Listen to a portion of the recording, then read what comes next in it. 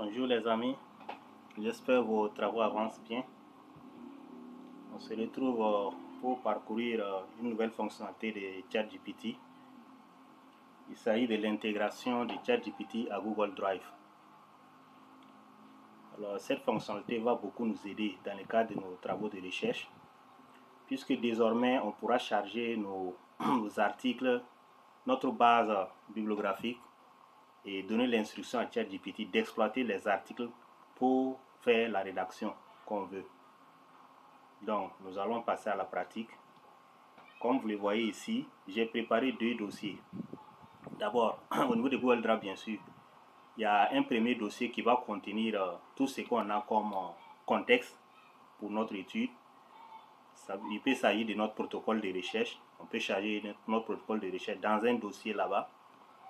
Ensuite, un deuxième dossier qui va concerner notre base bibliographique. Ça veut dire que les articles qu'on a cherchés sur Google Scholar, sur OpenAlex, sur Lens.org, Dimension AI et ainsi de suite. Voilà, donc on va créer un dossier pour stocker l'ensemble de ces articles-là que ChatGPT va exploiter pour faire la rédaction, selon les plans qu'on va lui soumettre bien sûr. Donc voilà un peu un prompt préparé voilà, sur le pastoralisme au Burkina Faso. Donc je précise que ChatGPT ne peut pas se connecter à un dossier spécifique. Par exemple ici, dossier littérature, voilà, on ne peut pas dire de se connecter uniquement à ces dossiers. Il va se connecter carrément à votre Drive. C'est pour cela qu'il va falloir préciser quel dossier exploiter dans le cadre de la rédaction. Et il va falloir renommer exactement aussi les dossiers comme ça. Littérature scientifique, présentation de l'étude des questions de recherche, pour qu'il puisse bien exploiter. Donc voilà les instructions. Il va d'abord se connecter au premier dossier et à la présentation de l'étude et les questions de recherche pour comprendre un peu voilà, le contexte et les questions, le périmètre de l'étude et les questions de recherche. Ensuite, il pourra exploiter le web, la recherche web pour chercher d'autres articles sur la thématique donnée.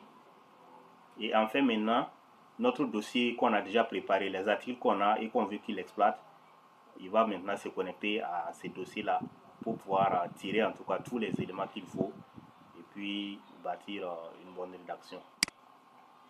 La structure du rapport, on va lui donner la structure du rapport, l'introduction, voilà, qui va essayer de présenter, ainsi de suite, comme vous le savez. L'analyse thématique, on va lui demander de structurer ça sous forme thématique. Et ensuite, il y a les points sur la discussion et les applications pratiques. Et enfin, la conclusion et les recommandations. Et pour terminer, on va lui donner des consignes de citation. Voilà, la norme qu'on va utiliser, voilà, et ainsi de suite. Donc, nous allons partir au niveau de ChatGPT. Je vais copier d'abord le prompt. Donc, au niveau de ChatGPT, ça ne c'est pas automatique. Il va falloir d'abord lui donner accès à votre compte Drive. Pour cela, vous venez ici, au niveau de votre compte en haut, ici à droite. Vous voyez les paramètres. Vous rentrez au niveau des paramètres. Et vous venez au niveau du connecteur. Si vous cliquez au niveau des connecteurs, vous voyez, moi j'ai déjà connecté mon Drive. Ça veut dire que ChatGPT a accès à mon Drive ici. Donc voilà les connecteurs que vous pouvez connecter. Ce n'est pas seulement Google Drive. Il y a Box, il y a même Outlook pour vos mails. Il peut avoir accès directement à vos mails, mais je ne conseille pas cela. Voilà, il y a Gmail également, et ainsi de suite, Dropbox, Google Calendar, et ainsi de suite. Voilà, même Teams et SharePoint. Voilà, mais vraiment, pour certaines confidentialités, je ne vous conseille pas de lier, par exemple, SharePoint pour votre entreprise ou bien Teams pour vos réunions pour donner accès à ChatGPT, en tout cas à ces applications-là, ni Outlook. Voilà. Donc, ce que moi je vous conseille, c'est vraiment Google Drive pour stocker, ou bien Dropbox pour stocker vos fichiers de recherche et lui donner accès à cette documentation-là. Donc, vous voyez à mon niveau ici, comme je l'ai dit, j'ai créé les dossiers qu'il faut, littérature scientifique, présentation de l'étude et questions de recherche. Dans la littérature scientifique, vous allez voir, j'ai une soixantaine d'articles. Vous voyez, il y a 63 articles dans ces dossiers-là. Voilà. pourra exploiter en fonction. Donc, quand vous allez cliquer pour lui donner accès, vous validez seulement comme d'habitude pour donner accès à votre Google Drive. Et ici maintenant, vous allez venir lancer la recherche approfondie. Et dans la recherche approfondie, au niveau des sources, par défaut, c'est recherche web seulement qui est connecté. Mais vous allez cocher Google Drive pour lui donner accès à Google Drive. Vous voyez, il y a Box qui est là, il y a Drop. Voilà, vous pouvez venir ici aussi pour connecter toutes ces applications-là. Mais moi, j'ai tout juste connecté Google Drive. Donc là, maintenant, je vais lui donner le prompt à exécuter.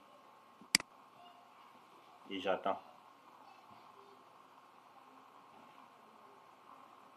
Donc, comme vous le savez maintenant, hein, il va me poser un certain nombre de questions à répondre avant de poursuivre. Souhaitez-vous que le rapport soit rédigé en français ou en anglais? Bon, moi, je préfère en français. Mais ça dépendra du contexte. Vous pouvez lui demander en français ou en anglais, comme si vous voulez. Deuxième question, avez-vous une date limite spécifique pour la remise du rapport? Je vais dire non.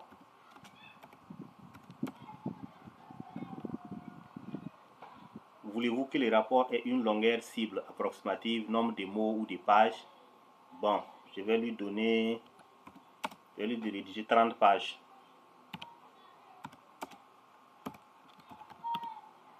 Voilà. Vous allez voir hein, en fonction de votre travail là, combien de pages vous voulez. Et 4. De toute façon, c'est rare même qu'il respecte le nombre de mots. Soit il dépasse, soit il n'atteint pas. Souhaitez-vous que je donne la priorité à certaines thématiques? Mobilité pastorale, conflit foncier, ainsi de suite. Je donne, bon, je vais prendre cette thématique-là. S'il a déjà identifié la mobilité pastorale, les conflits fonciers, les changements climatiques et les politiques publiques. Je vais prendre ces 4 thématiques. Voilà. Vous-même, vous pouvez définir les thématiques. Hein. On pourrait définir ça au niveau du prompt. Là où j'ai dit de structurer sous forme de thèmes là. On pourrait même préciser déjà les thèmes là-bas. Et là, ici, il n'allait pas me poser ces questions. Et je lance.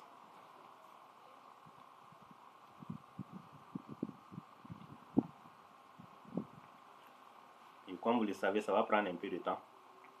On peut passer à autre chose en attendant. Ok, voilà les résultats. On va parcourir ensemble. Donc, rapport de recherche sur le pastoralisme au Burkina. Comme on l'a dit, il faut une introduction d'abord. Voilà l'introduction bien structurée. Et il a puisé du moins, il a exploité les fichiers projets de recherche sur Google Drive. Comme vous le voyez ici. Voilà. Projet de recherche Google Drive. Projet de recherche Google Drive. Voilà. Pour situer le contexte de l'étude et puis voilà les questions de recherche. Maintenant, l'analyse thématique. On avait vu les thèmes ensemble. Il y avait la mobilité pastorale. Voilà, il a exploité toujours Google Drive. Et cette fois-ci, c'est la littérature, là, la base de données bibliographiques que j'ai fournie. Voilà, ça c'est Gonnet et Thalet, 2012. Spatial Changes and Pastoralist Practices, New Method, and voilà. Donc, vous voyez que là, c'est vraiment précis. Donc, avec ça, vous pouvez citer tranquillement vos sources. Vous n'avez pas inventé, ChatGPT n'a pas inventé quelque chose. C'est basé sur vraiment des données probantes. Voilà. Donc, voilà ce thème-là. D'abord, la mobilité pastorale. La bien rédigé. Voilà. Il y a même notre article de 2019 qui a été cité. Ça concernait l'avancée du front agricole. Voilà, de 1995 à 2015, les superficies, en tout cas perdues par les acteurs du pastoralisme. Il y a les conflits fonciers également. Ça, c'était le deuxième thème. Voilà, bien structuré. Il y a les changements climatiques, question des changements climatiques. Toujours notre article revient. Voilà, de 1981 à 2017, on avait en tout cas fait une étude là-dessus pour voir les variabilités climatiques, l'impact des variabilités climatiques sur le pastoralisme. Ensuite, il y a les politiques publiques. Le thème sur les politiques publiques. La loi sur le pastoralisme est là. Voilà. La mise en œuvre difficile. Voilà. Et ensuite, discussion clé et application pratique. Voilà. Donc, vous voyez que vraiment, avec l'intégration, cette intégration-là, c'est vraiment une avancée majeure pour les chercheurs. Ça ne sera plus des articles ou bien des trucs inventés par ChatGPT. Ce sera à vous-même de lui fournir votre base de données bibliographiques et il va utiliser pour faire le travail proprement pour vous. Et là, en ce moment, vous pouvez ouvrir ces dossiers-là, hein, vous pouvez repartir sur ces articles, les lire et puis voilà, situer le contexte, notamment avec la norme à part la 7e édition là. On nous demande souvent de mettre le nombre de pages. Donc vous allez voir c'est à quel niveau même il a puisé pour rédiger. Vous pouvez situer tout ce contexte-là. Voilà. Donc voilà, recommandation. Voilà la bibliographie que j'ai demandé. J'ai dit de donner la bibliographie, la liste complète de la bibliographie à la fin. Voilà Gonin et Gauthier, Corbego, variabilité socio-écologique, cri du pastoralisme et résilience des peuples pasteurs. Voilà. Il y a Ima qui est là, l'article de Ima qui est là, de Sophie je crois, Sophie Ima. Voilà. Bon, notre article est là. Deuxième article, un document de la FAO, Vétérinaires sans frontières et ainsi de suite. Donc je peux copier ça, aller mettre maintenant dans Word si je veux. Voilà. Je vais le faire pour voir est-ce qu'il a respecté les 30 pages là. C'est pas évident. Mais toujours, il y a toujours des astuces pour revenir hein, pour qu'il fasse les 30 pages. Voilà.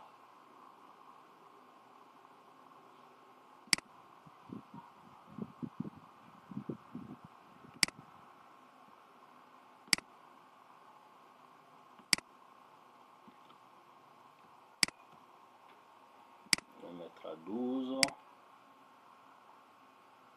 Bien sûr. 1.5. Voir ça fait combien de pages.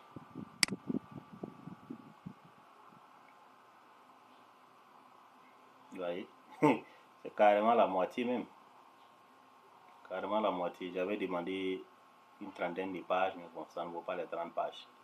Mais bon, à cela ne tienne, on peut toujours, il y a toujours des astuces. On a déjà vu pas mal de vidéos pour montrer comment en tout cas élargir et développer plus. Voilà. Donc, je suis à 12 pages. Voilà. Donc, voilà un peu ce que j'avais à partager aujourd'hui avec vous. J'espère que ça vous sera utile. Je vais un peu récapituler. Et nous avons vu comment connecter ChatGPT à Google Drive. Et quelle est l'avancée? Cela nous permettra en tout cas de donner des articles et des documents qu'on veut que ChatGPT exploite pour rédiger, pour faire un travail pour nous. En ce moment, ChatGPT ne va pas inventer quelque chose. Voilà. Pour cela, on va créer des dossiers. Dans notre cas ici, on a créé d'abord 2 dossiers. Un premier dossier pour donner le contexte de l'étude, la présentation de l'étude et les questions de recherche. Et un dossier qui contient notre base bibliographique qu'on a nommé littérature scientifique. Voilà. Et après ça, maintenant, on a donné les instructions. Comment ChatGPT doit exploiter ces dossiers-là pour faire le travail. Et ensuite, on a donné une structure du rapport qu'on veut, c'est-à-dire le plan de rédaction.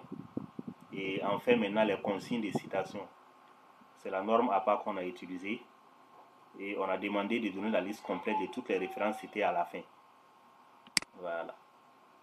Et au niveau de ChatGPT, on a vu que pour activer, pour connecter, on vient tout simplement au niveau de notre compte, au niveau des paramètres, et on vient au niveau du connecteur. Il y a plusieurs connecteurs. Donc parmi les connecteurs, j'ai dit que je préfère plutôt qu'on connecte Google Drive ou bien Dropbox. Là, on peut créer des dossiers et puis stocker nos articles, nos documents à exploiter.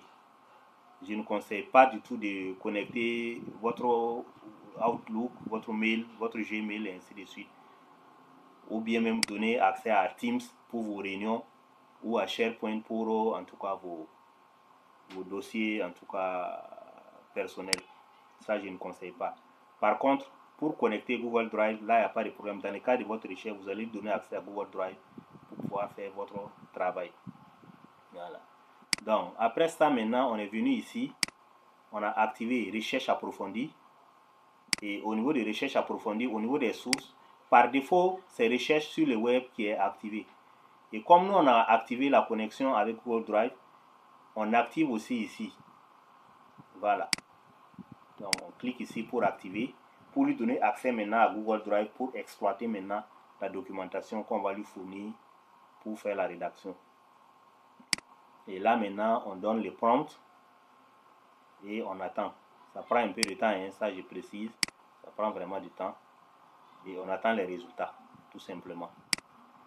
Après cela, vous pouvez copier, venir coller, en tout cas là où vous voulez. Voilà, je pense que c'est tout. C'est tout ce que j'avais à partager aujourd'hui avec vous. J'espère que ça vous sera utile. Je vous dis merci et à très bientôt pour d'autres outils.